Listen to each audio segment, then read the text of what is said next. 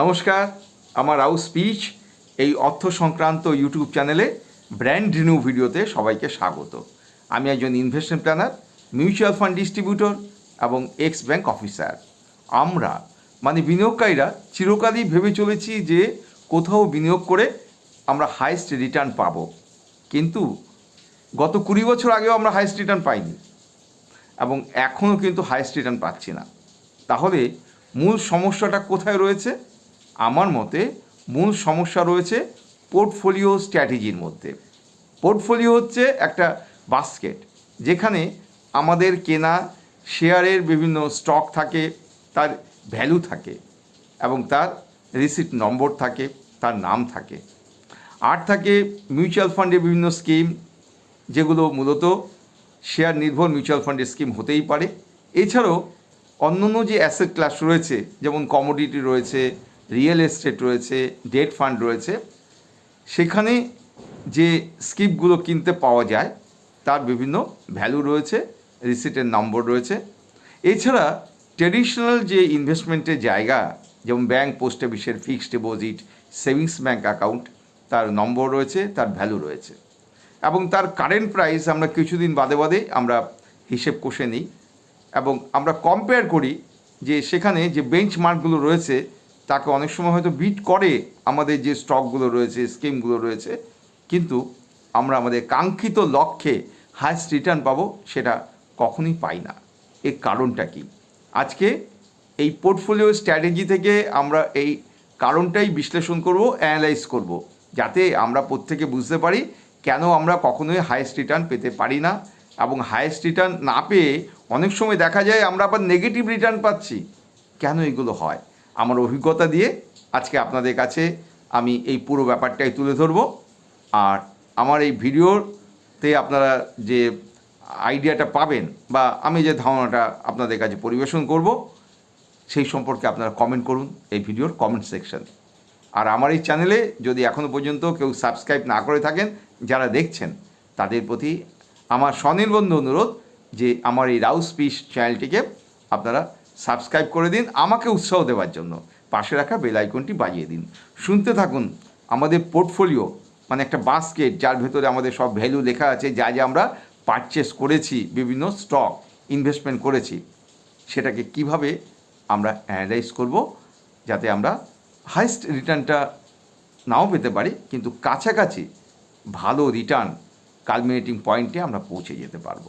Market cycles এবং বিভিন্ন commodity এবং সার্ভিসের দামের ওঠানামার জন্য সমস্ত অ্যাসেট ক্লাস কিন্তু একসঙ্গে সমান পারফর্ম করতে পারে না।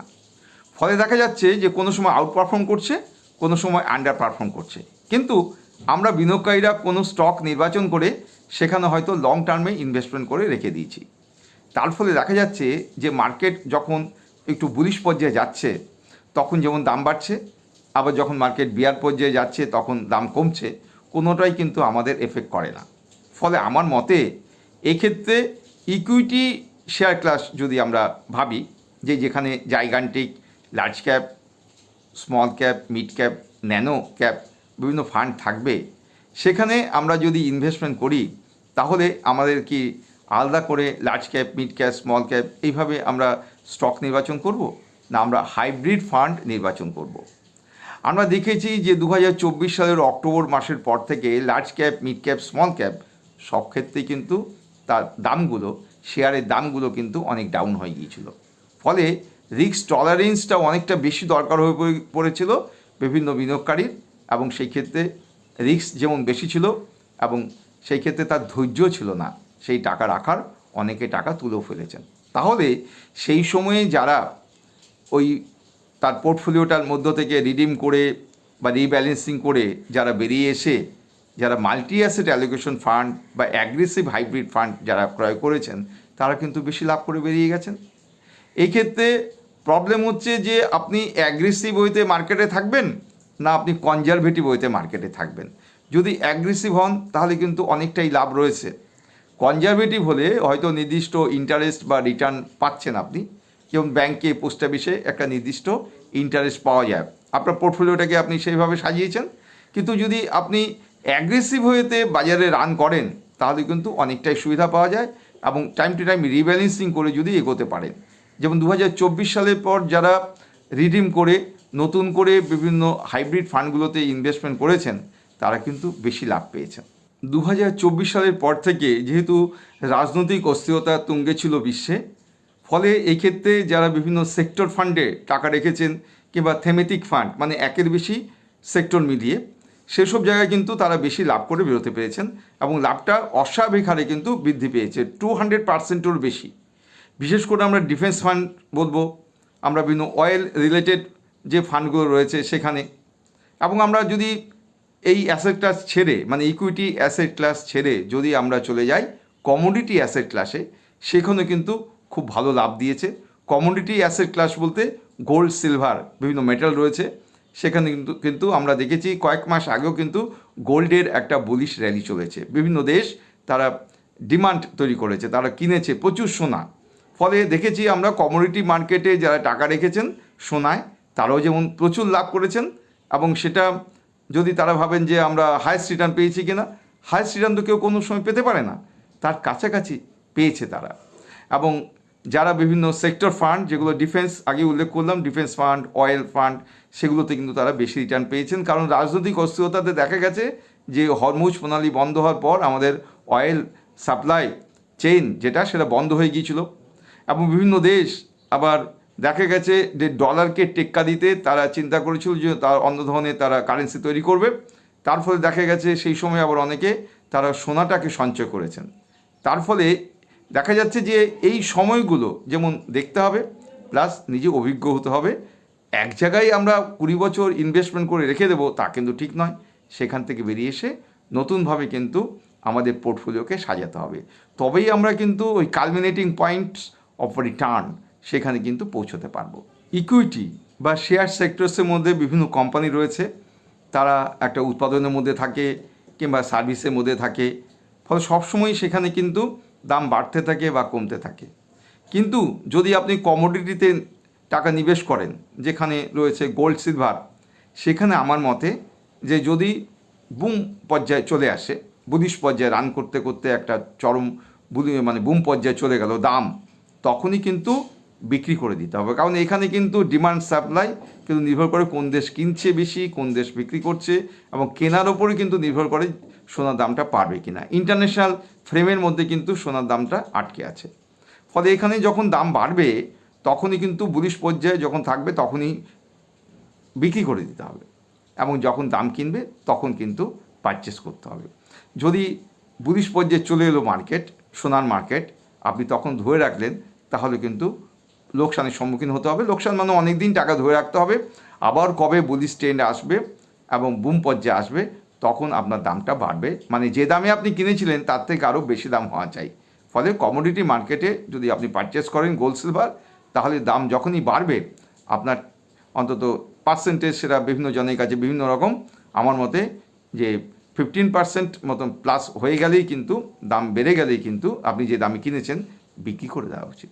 আপনার পোর্টফোলিওতে যে স্ক্রিপ্টগুলো রয়েছে সেগুলো কোনোটাই কিন্তু গুড নয়, কোনোটাই কিন্তু ব্যাড নয়। আমি বলবো অ্যাপ্রোপ্রিয়েট না ইনঅ্যাপ্রোপ্রিয়েট। ফর এক্সাম্পল মিউচুয়াল ফান্ডে যদি আপনি টাকা রাখেন তাহলে কিন্তু ক্যালকুলেটেড রিস্ক রয়েছে এবং এখানে কিন্তু খুব ভালো রিটার্ন পেতে পারেন লং টার্মে। কিন্তু আপনি কি শুধু মিউচুয়াল ফান্ডে টাকা রাখবেন তা তো নয়, কারণ আপনাকে পোর্টফোলিওটা ডাইভার্সিফাই করতে হবে এবং বিভিন্ন অ্যাঙ্গেলে টাকা রাখতে হবে। যদি ফিনান্সিয়াল গোলস লং টার্মের হয় তাহলে অবশ্যই এক্ষেত্রে মিউচুয়াল ফান্ড ভালো দিক রয়েছে। কিন্তু ইনঅ্যাপ্রোপ্রিয়েট একটা পার্ট রয়েছে। কোন দিকটা? এটা হচ্ছে যদি আপনি দেখা যায় যে পিপিএফে টাকা রাখেন, এনপিএসে টাকা রাখেন, এই ক্ষেত্রে কিন্তু দেখতে পাচ্ছেন যে আপনি লিকুইডিটি পাচ্ছেন না, কারণ অনেক দিন বাদে আপনি কিন্তু টাকা তুলতে পারবেন যেমন, তেমনি রেট অফ ইন্টারেস্টটা কিন্তু অত বেশি নয়, অ্যাভারেজ রিটার্ন যতটা মিউচুয়াল ফান্ডে পাওয়া যায়। অতএব আপনার এই ক্ষেত্রে কন্টিনজেন্সিরও একটা ব্যাপার রয়েছে, ইমার্জেন্সি ফান্ডেরও একটা ব্যাপার রয়েছে। অতএব আপনি এই ক্ষেত্রে ট্রেডিশনাল যে জায়গাটা রয়েছে, সেভিংস অ্যাকাউন্ট রয়েছে, সেখানে আপনাকে কিছু টাকা রাখতেই হবে। অতএব আপনার পোর্টফোলিও রেখে আপনি হাইয়েস্ট রিটার্ন পেয়ে যাবেন, আপনার পোর্টফোলিওতে খুব সবগুলো স্কিপটি ভালো রিটার্ন দেবে তা কিন্তু হয় না। অতএব আপনাকে কিছু ইনঅ্যাপ্রোপ্রিয়েট জায়গাতেও টাকা রাখতে হবে। যেমন আগেই বললাম পিপিএফ রয়েছে, তারপর রয়েছে এনপিএস রয়েছে, রিয়েল এস্টেট রয়েছে। এইভাবে কিন্তু পোর্টফোলিওকে সাজাতে হবে। আপনার পোর্টফোলিওতে এক ধরনের স্কিম কিন্তু কখনোই রাখবেন না। ফর এক্সাম্পল, আপনি হয়তো কোনো একটি mutual fund company small cap কিনলেন, আবার অন্য একটি কোম্পানিরও আপনি স্মল ক্যাপ কিনলেন। এই ক্ষেত্রে ফান্ড ম্যানেজাররা তো যে স্টকগুলো পারচেস করবেন সেগুলো স্মল ক্যাপেরই স্টক হবে, অতএব দাম কিন্তু একই থাকবে। অতএব স্মল ক্যাপ পারচেস করলেন, ফ্লেক্সি ক্যাপ পারচেস করলেন, মাল্টি ক্যাপ পারচেস করলেন, এইভাবে ঘুরিয়ে ঘুরিয়ে পারচেস করতে হবে। আর যদি আপনি অ্যাসেট ক্লাস চেঞ্জ করেন তাহলে কমোডিটিতে গোল্ড কিনতে পারেন।